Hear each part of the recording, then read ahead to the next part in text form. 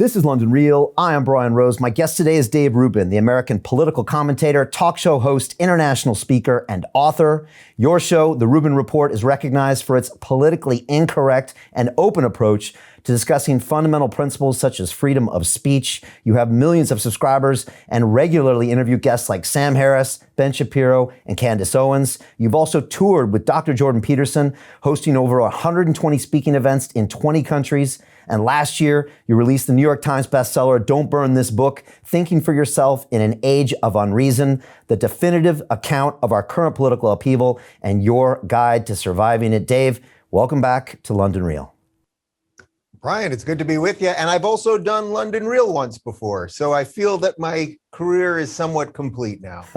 It truly is. I checked, and it's just been over a year since you were here last time. Last time we had to stream from our new digital freedom platform because I was going head to head with our censorship battle with YouTube, and we can talk about that.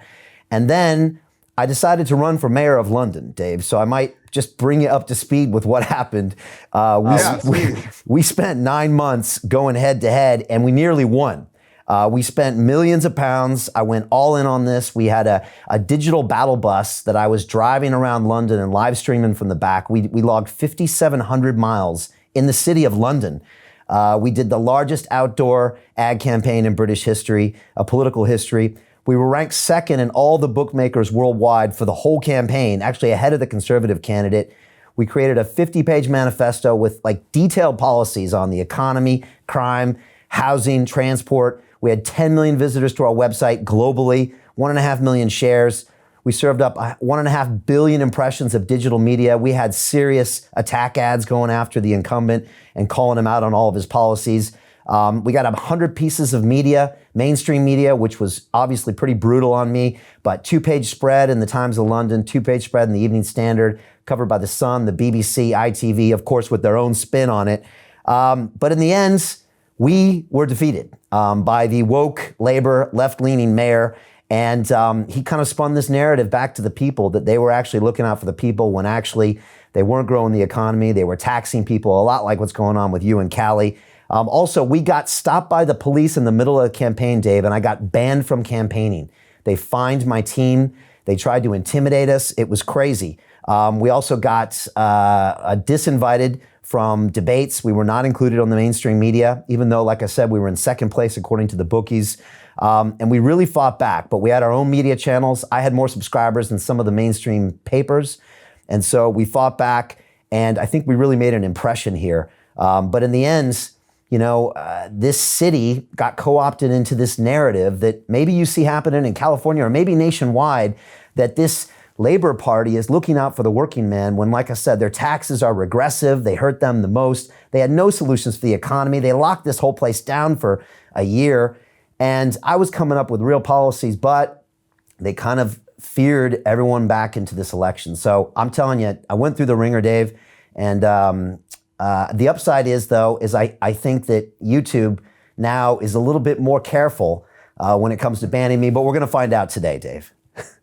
Yeah, I suppose we will find out. I'm sure they're not that thrilled with me these days as well. Wait, so first off, how much longer then is Sadiq Khan's reign of terror in London? How long has that now been extended to? Yeah, well, first of all, by the way, he was unelected for a year because they postponed elections last year because of the COVID crisis. So literally, he was in office making decisions for a year with no remit.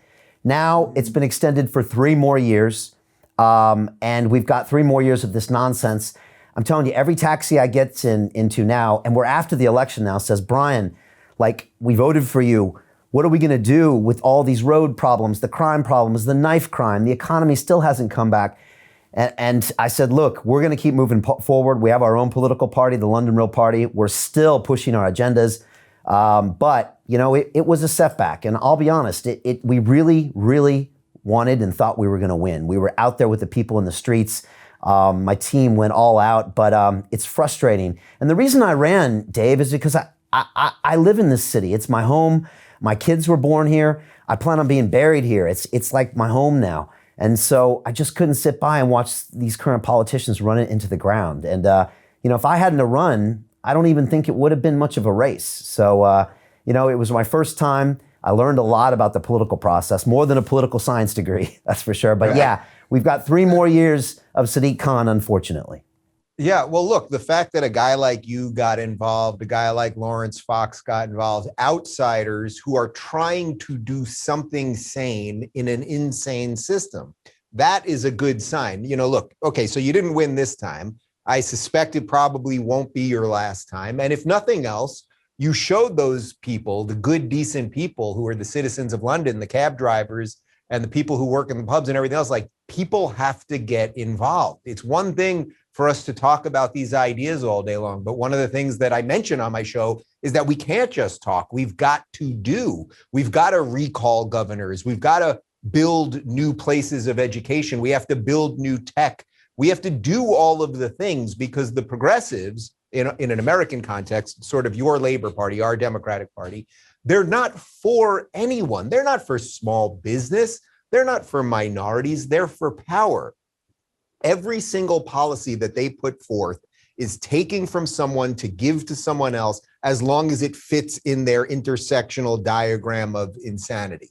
If they wanted to be for people, if you wanted to be for people, what would you do? Well, first off, you wouldn't take so much of their money. You'd say to people, hey, we, the government, don't need to be this endless black hole of money sucking, awfulness. What we could actually do is let you keep most of your stuff, and we, the government, will stay slim and trim, and basically will stay out of your lives. We will fund roads. We will fund the police. I know that's very controversial in America, and apparently it's starting to become controversial in the UK as well.